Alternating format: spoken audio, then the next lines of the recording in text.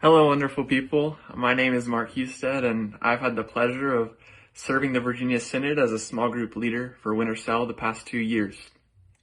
Today, I'm here to share my reflection on a passage from 1 Peter chapter 2, verses 4 through 10.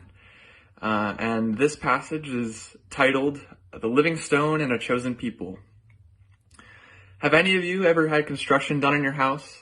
Maybe you've had an extension put onto your home or a shed put in your backyard. Or probably at some point you've passed a construction site driving down the road, going to hang out with a friend.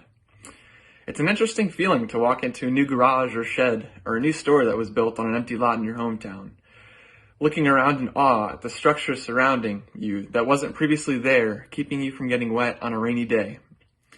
One thing we often think very little about is the foundation that this building you walk into sits on. You don't ever see it after it's laid down and covered by the floorboards, and we don't really ask questions since we're not taking a step and falling through the earth.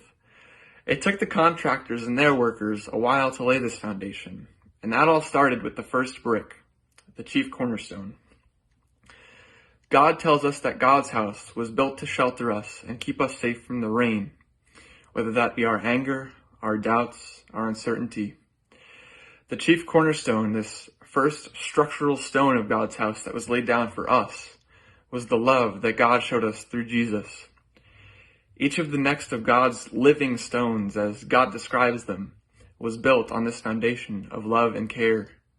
God's hope is that when it's raining outside, when we're feeling down, sometimes when it feels like nothing is going the way we hope it would, we open the doors to God's house and find shelter in the love that was promised for us. In God, we find hope to persist, to make it through another day. God stands at the doors ready to welcome us in with open arms. Will you put down your umbrella to rest your arm and come in? I pray that you will. Peace be with you.